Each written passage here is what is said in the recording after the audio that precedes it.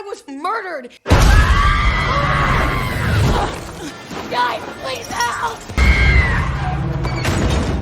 Kisah diawali di dalam sebuah lorong gelap di bawah tanah, di mana seorang gadis bernama Melanie tengah mati-matian melarikan diri dari sesosok makhluk entah apa yang terus memburunya.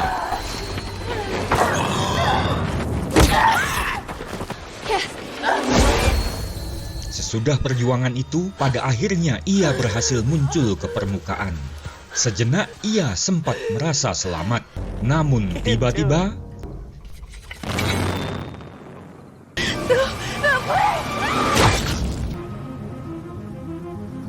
setahun sesudah kejadian itu, kita diperkenalkan dengan Susie, adik perempuan Melanie, Max, mantan kekasihnya yang masih menyimpan perasaan, Megan yang memiliki indera keenam, ada pula Abel beserta pacarnya Nina. Mereka sepakat menelusuri jejak hilangnya Melanie dengan mengikuti satu-satunya petunjuk, yaitu video WA terakhir yang memperlihatkan Melanie ada di depan sebuah toko sembako. Setibanya di sana, Susie menunjukkan foto Melanie pada pria tua si penjaga toko bernama Cak Hill. Meskipun mengaku tak mengenal gadis itu, namun Cak Hill menyebut soal lembah Glor yang tak jauh dari situ. Di sana banyak orang dilaporkan menghilang tanpa jejak. Petunjuk ini membuat Susie menjadi yakin Melanie pernah ke sana. Dalam perjalanan menuju lembah Glover, mereka dihadang hujan badai hebat. Di tengah perdebatan apakah tetap melanjutkan perjalanan atau putar balik, ujuk-ujuk mereka muncul di hadapan sebuah rumah tua. Di mana mereka semua terkejut ketika menyaksikan bahwa hujan hanya mengguyur di sekeliling tempat terbuka itu. Tapi di tempat mereka berada, kering seperti dipayungi sesuatu yang tak terlihat. Di saat itulah indera keenam Megan merasakan sesuatu yang mulai bangkit dari dalam tanah saat ia melihat sebuah kuburan di dekat situ. Sesudah puntan-puntan dan amit-amit, Megan, Abel, dan Nina pun memasuki rumah itu. Mereka segera menyadari tak ada siapapun di sana. Vibes yang aneh pun langsung terasa saat melihat perabotan penuh dengan barang-barang dari zaman tahun 1800-an, termasuk sebuah jam pasir antik yang tergantung di dinding. Saat menelusuri lebih jauh, Abel menemukan papan yang penuh dengan tumpukan selebaran foto-foto orang hilang, di mana salah satunya adalah foto Melanie yang sedang mereka cari. Namun yang aneh, pada foto-foto itu tidak dicantumkan nama, alamat, apalagi kontak person, sebagaimana pada pamflet orang hilang konvensional pada umumnya. Nina sendiri menemukan buku tamu. Dan tebak nama siapa yang terakhir tertulis di sana? Ya, nama Melanie ditulis berulang-ulang di mana tambah ke bawah tulisannya tambah acakadul. Seolah-olah ia bolak-balik mengunjungi tempat ini di mana semakin lama ia semakin kehilangan kewarasan. Di luar, Susie melihat sosok mirip Melanie berdiri di kejauhan sambil memanggil namanya. Yang saat Susie mendekatinya, sosok itu menghilang begitu saja. Max menyusul Susie dengan cemas, yang saat tangannya menyentuh bau Susie bertepatan dengan jam pasir di dalam rumah berputar, dan seketika mereka berdua tersentak karena kembali berdiri di tempat yang sama, di area kering, seolah mereka tidak pernah bergerak sejak tadi. Kelimanya mulai kasak kusuk membicarakan semua keanehan yang terjadi. Namun tiba-tiba, Where's my car? menyadari mobil mereka hilang, semuanya menghambur keluar, di mana mereka melihat seseorang duduk di dalam mobil itu dan memainkan gasnya dalam nada mengancam. Panik dan curiga, mereka menyimpulkan orang inilah penyebab hilangnya Melanie dan puluhan orang lainnya. Dengan sinyal ponsel yang mati total, Max, Susie, dan Megan nekat menyelusuri ruang bawah tanah hingga mereka menemukan sebuah radio yang akan digunakan untuk meminta bantuan. Hello, can anyone hear me? Abel pergi untuk memeriksa. Suara mencurigakan dari arah dalam. Namun karena ia tak segera kembali, dengan cemas Nina pun menyusulnya. Dan inilah yang ia temukan. Kegaduhan itu terdengar oleh yang lain, yang saat Max mengintip, si muka topeng menyadari ada orang lain di ruangan bawah tanah. Di mana saat ia memburu ke sana, Max dengan penuh keberanian menghantamkan kursi. Namun inilah yang terjadi.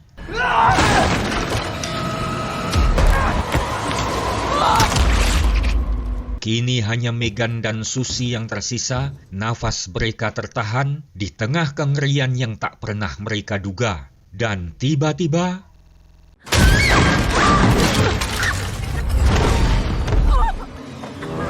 demi menyelamatkan sang teman, Susie nekat menyerang dengan pisau dapur yang ia temukan. Pisau itu menancap di sisi tubuh si muka topeng, namun ia bahkan tak bereaksi. Mengetahui yang dilawannya bukan makhluk kaleng-kaleng, Susie seketika kabur ke hutan, di mana dia sekali lagi melihat sosok yang mirip Melanie. Namun belum sempat ia memanggilnya, menyusul keempat temannya, Susie pun maut. Namun apakah semuanya selesai sampai di sini? Saat jam pasir dibalik oleh perangkat mekanis, sebuah hitungan mundur pun dimulai kembali. Nina kembali mendapati dirinya sedang menandatangani buku tamu persis seperti yang sudah ia lakukan sebelumnya. Hal yang sama terjadi pada yang lain. Mereka semua kembali ke titik yang sama seperti saat pertama kali tiba. Yang mengejutkan adalah foto mereka semua kini terpampang di dinding. Pertanyaannya, mengapa mereka bisa hidup kembali dan apa sesungguhnya yang sedang terjadi? Belum lagi bisa memutuskan apa yang mesti mereka lakukan, pintu depan mendadak terbanting keras berulang-ulang. Mereka pun mulai merasakan ada ancaman baru di luar sana. Tiba-tiba, Megan mulai merasakan sakit di tubuhnya. Tak lama, tulang-tulangnya mendadak retak, seolah ada yang mematahkan. Saat Nina menyalakan flashlight, Megan sudah menghilang entah kemana. Sementara itu, terdengar bisikan dari ruangan lain, di mana mereka menemukan Megan melayang di depan dinding foto orang-orang hilang. Ia menunjuk ke arah foto, di mana suaranya berubah menjadi suara orang di dalam foto tersebut. Help! Please! Help me! Belum lagi sempat bersedih, ketukan keras terdengar dari pintu depan, diiringi suara memelas dari Melanie. Susie nekat membuka pintu. Tidak ada siapapun di sana. Yang mengejutkan, sebuah gubuk kayu tua yang sebelumnya tidak ada, kini muncul di depan mereka. Tiba-tiba,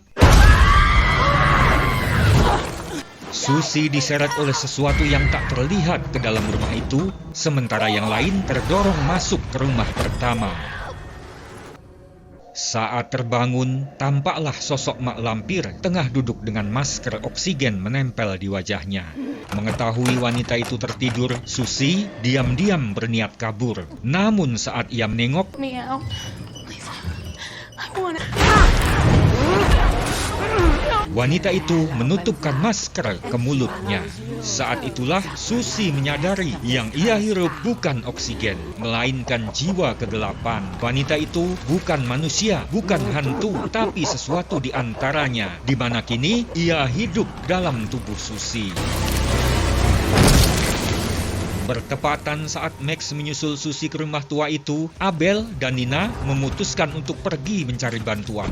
Namun baru beberapa ratus meter menembus hujan, sesosok makhluk raksasa muncul di tengah jalan. Memaksa keduanya kembali dalam ketakutan dan Max menyusuri ke lantai 2, di mana ia sempat menendang seonggok boneka badut. Namun saat ia berbalik,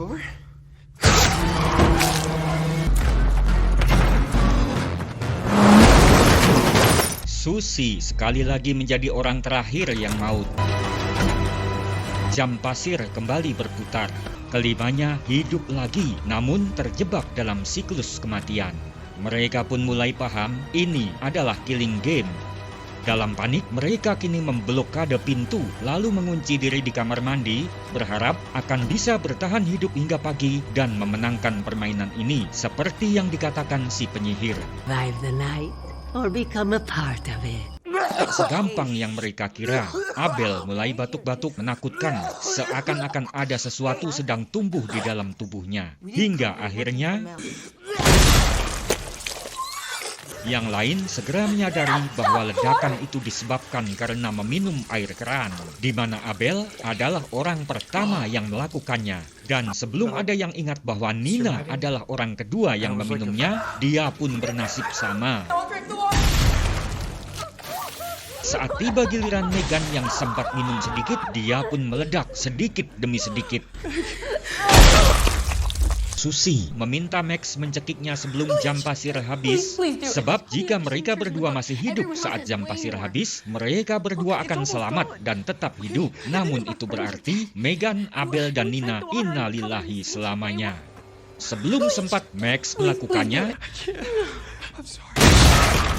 frustrasi dengan situasi itu, Susie pun pasrah pada apa yang akan terjadi. Saat itulah ia dikejutkan oleh kedatangan Hill yang mustahil, si pegawai toko, yang sebelum Susie sempat menanyakan apa hubungan Hill dengan semua ini. Jam pasir kembali memunculkan mereka berlima ke titik semula.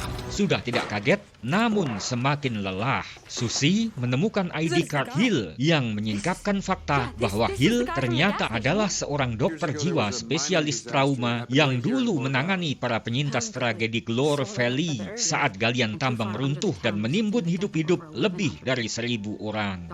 Max menemukan bukti video saat Dr. Hill melakukan eksperimen pada orang yang terjebak di rumah ini, seperti yang saat ini tengah mereka alami.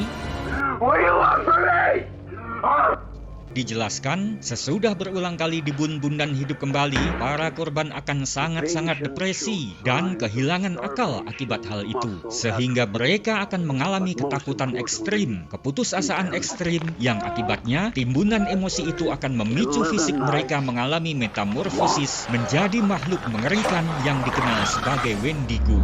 Lebih jauh, Hill mengatakan yang sudah-sudah para korban akan berubah menjadi Wendigo paling lambat dalam 11 malam. Saat video berakhir, suara Hill muncul di radio. Ia mengatakan bahwa peluang untuk lolos dari permainan ini mungkin saja terjadi, tetapi ongkosnya salah satu dari mereka harus maut. Mengetahui bahwa Hill adalah biang masalah dari semua ini, Susie minta bertemu secara face to face, di mana Hill mengiyakan dan mengatakan bahwa saat ini ia sudah menunggunya di hutan bersama Mel, sang kakak. I have to try. Curiga bahwa itu tak lebih hanya jebakan, Max dan Megan berniat menyusul Susie sebelum sesuatu terjadi padanya. Namun Abel justru menahan mereka supaya jangan menyusul. Hitung-hitung kalau Susie menjadi korban, maka mereka berempat bisa pulang dengan selamat. Menyaksikan sikap egois gacuannya, Nina menjadi jengkel sehingga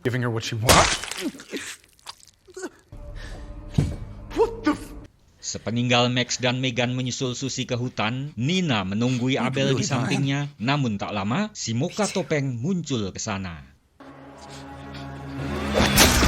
Seperti dugaan teman-temannya, bukannya menemukan Hill, Susie malah termakan oleh jebakan babi. Max dan Megan yang tak tahu arah pasti kemana perginya Susie kepergok oleh makhluk Wendigo, yang dalam kepanikan itu Megan terjatuh ke atap kaca sebuah rumah yang ambles ke bumi, di mana saat kacanya mulai retak dan Max berusaha menariknya,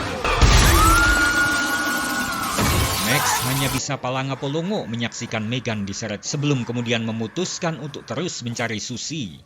Bertepatan saat Max menemukannya dan membantunya melepas jebakan, Melanie pun muncul dalam bentuk yang sudah lain sama sekali.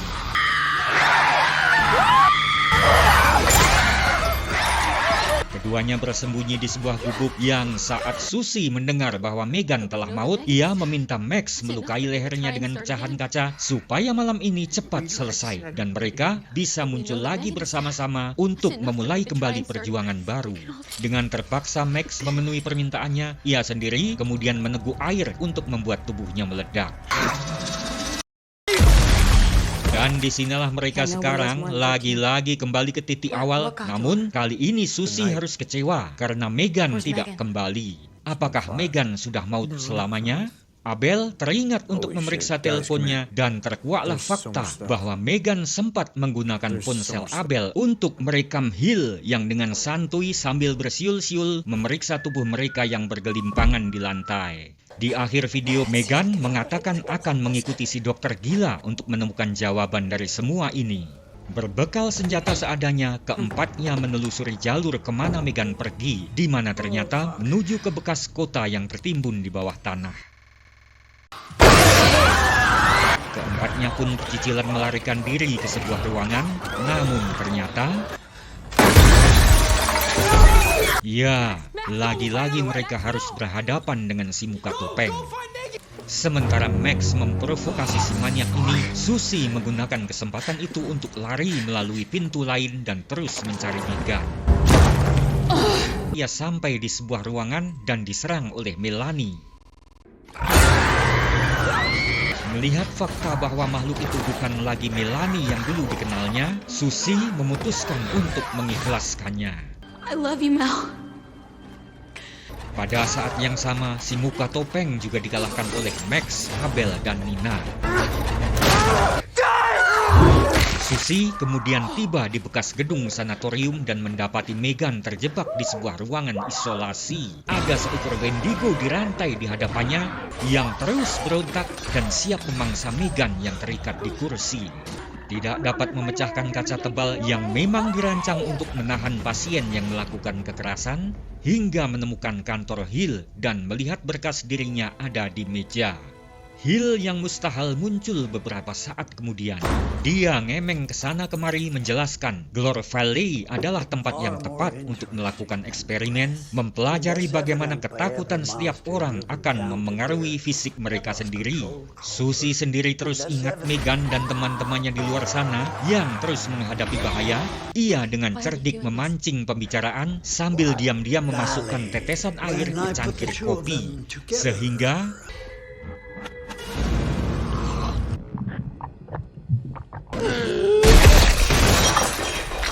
jam pasir mulai mendekati habis ketika Susie berhasil membebaskan Megan.